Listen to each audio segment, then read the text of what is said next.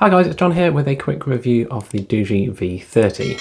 So this was sent to me a couple of weeks ago and I've been using it on and off now for those last couple of weeks. And this phone was actually released at the end of last year, but it has had quite a few updates since then. So I'm just going to go over my quick review here to see whether this rugged device is going to be the one for you. So if you saw my previous video on the S100, you'll notice some similarities between the two. They are very similar indeed in build, but on the inside they are very slightly different. So we're just going to go over the specs of the phone first, how it performs, and of course whether this is worth your money. So this phone retails at about £400 and it comes with the Dimensity 900 5G processor. It has a 120Hz 6.58-inch screen, and this is Gorilla Glass 5 under the pre-installed screen protector here. It comes with 8 gigs of RAM built in and 256 gigs of storage. And of course, as you can see from the size of this thing, a 10,000 mAh battery. Now on the back of the phone, we do have the camera setup here. So we've got the 108 megapixel camera. We've got the 20 megapixel night vision camera with the 2 infrared LEDs. And we've also got the 60 megapixel ultrawide here. On the front of the camera, we do have a sort of teardrop 32 megapixel sensor. Now the rear camera can record up to 4K 30 FPS, whereas the front camera can only record 1080p 30. Now a quick look around the phone. This is a heavy beast. It weighs about 376 grams, so it is hefty, but that is obviously because of the fact you've got this massive battery in your pocket, which is adding all that weight to the phone. So if we have a quick look at the side here, we can see we've got the microSD and SIM card slot here. So you can put in a SIM card or a microSD card here. Mine's just popped out there. We've got the user customizable button here, so you can customize this to open an app with a single click or double click or triple click. On the right hand side, we have the volume up and down here with some nice little tactile feedback and edging to the buttons. And we have the fingerprint and power or screen lock button here. Now the fingerprint works really quickly. You can see here, it just, as you'd expect with this sort of fingerprint reader nowadays, it's just instantly unlocking the phone for you. So that works really well. On the bottom of the phone, we have the microphone and the USB port cover, but this is obviously rated for waterproof up to 1.5 meters for 30 minutes. That's IP68. This does come with a 66 watt charger in the box, and you can charge the 10,000 mAh in about 1 hour and 20 minutes. So that's quite a nice quick charge for such a massive battery. So that is included in the box along with an additional screen protector in case the one that came pre-installed gets damaged at all. So like I say, this comes with the Dimensity 900 processor, and that is the Mali G68 GPU. So this is more powerful than the S100, which I have already looked at. So for gaming and things, this is going to be a bit better. Now I mentioned the SIM card in it. This does also support eSIM, which is one of the first Doogee phones to do so. And if we have a quick look here, we can go into the eSIM store. And this basically lets you register your phone on a network in various different countries around the world and just pay for the SIM card for, say, 7 days. You can buy a SIM card for a week. You don't have to worry about finding a shop or a store to actually sell you a card and then get it into your phone. You can just do it all digitally nowadays, and that's really nice. I haven't actually tried an eSIM before, but I do like the idea of just being able to subscribe for 7 days. You can have auto renew turned on or off, and you just pay a small amount just to get that little bit of data, which you could use for Google Maps or something. Maybe not Google Maps in Hong Kong, but yeah, some way of just getting some data depending on where you are in the world. So it's nice that you've got this built-in app. There are other third-party apps if you don't want to use the Doogee one for your eSIM, but from what I can see, they're all about the same price anyway. Now I have obviously made some calls with this, and the call quality is absolutely fine. I've got no problems at all. I can't try it on 5G as I don't have 5G here where I live, but it is a crisp, clear sound. It does support Wi-Fi calling as well, so that is very good to know that you can actually just make calls via Wi-Fi if you have bad signal, which I do in this building that I'm in.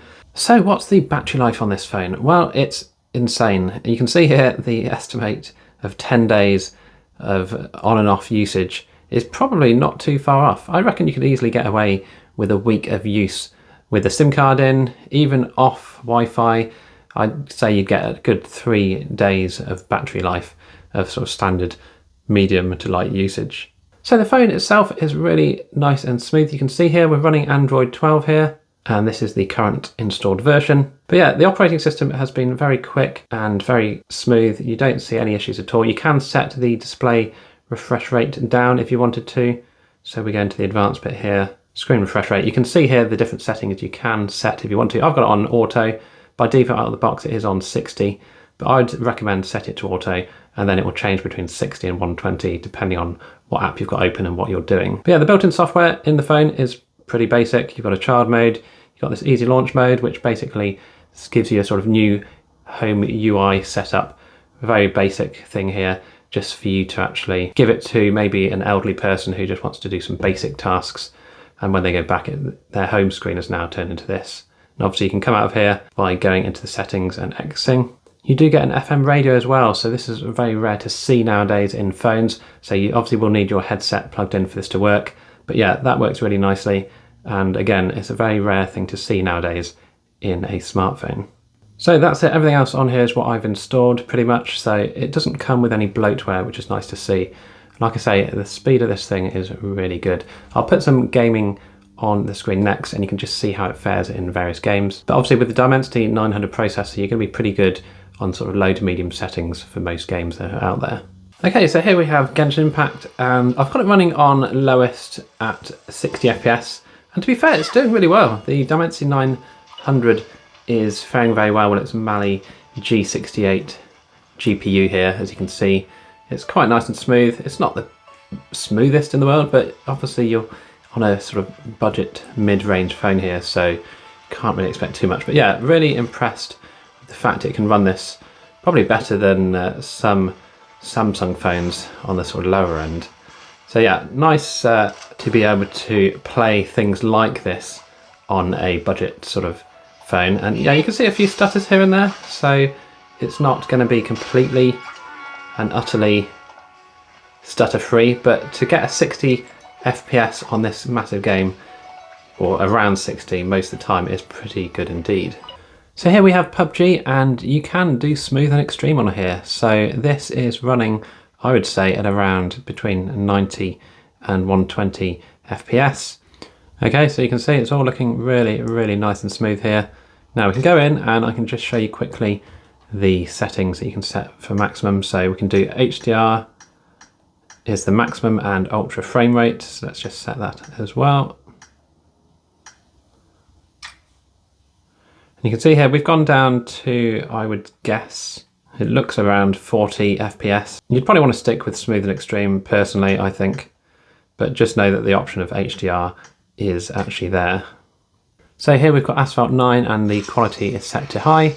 You can't set 60 FPS on here, it doesn't have the option to, but you'll see that it plays really nicely.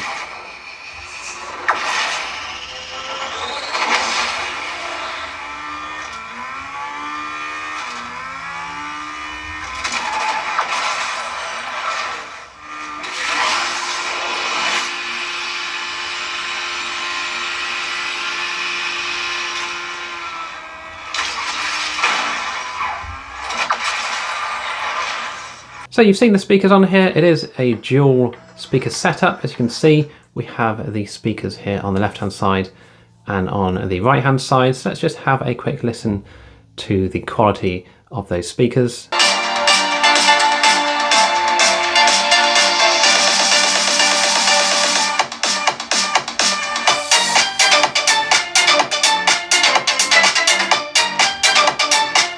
So not a huge amount of bass there from the speakers, but they are very loud and very clear. So I do like the sort of stereo setup here that they've got. So let's have a quick look at the camera, and I've been out and taken a few photos and videos so you can get a bit of an idea as to how it looks. Okay, so here we have the Doogee V30 video camera. Here we are shooting at 4K 30 FPS. So this is pretty good for a budget smartphone, getting 4K video recording in here. It will be very interesting to see how it comes out. Now, in the brightness of the sun, the screen is quite difficult to see. I've come into the shade a bit here and it's a lot easier, and I can see pretty good representation actually of the colours. I must confess I wasn't expecting it to look as good as it does. but until we get it on the screen, it's obviously going to be a bit more difficult to know how good the representation is of the colours.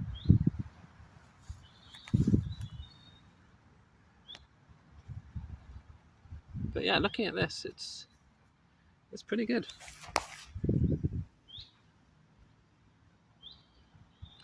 Yellows and the greens look correct. Let's do the whites. And the sky is very hazy today, so it's not a bright blue sky, it is quite a hazy sky, so that's looking pretty good as well. Okay, so I've switched over to the ultra-wide lens now, and this only records at 1080p 30 fps, so there is a bit of a compromise on quality here.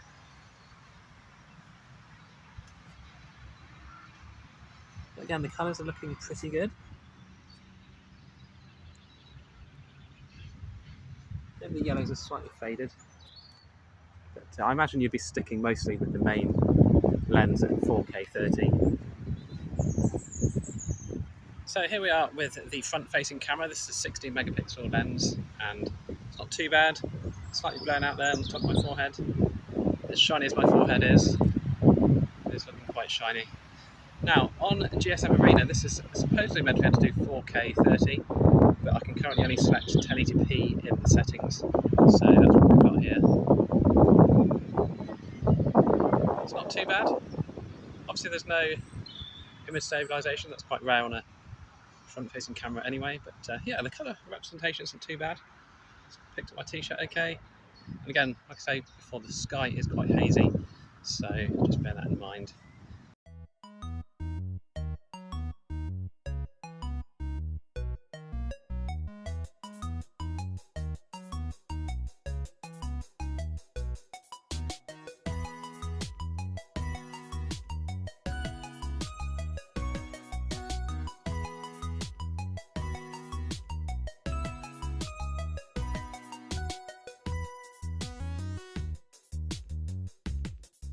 Okay, so here we are with the night vision camera, and I'm doing it inside because it's actually darker inside than it is outside at the moment, so with all the curtains closed. So you can see here what sort of results you get. It's pretty good. You can get quite far away and still get a decent picture. So yeah, night vision works reasonably well, I'd say. Well, certainly enough to be able to see things, and it seems to be able to focus reasonably close. But yeah, I'd say that's about 50 or 60 centimeters away from the camera itself. You can see there the infrared LEDs shining in the mirror here. So yeah, not too bad at all with night vision.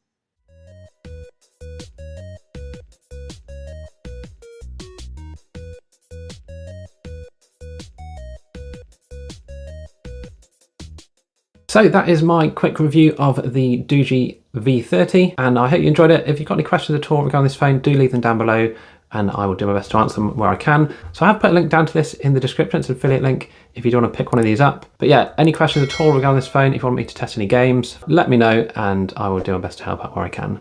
So thanks for watching, don't forget to like and subscribe, and I'll see you in the next video.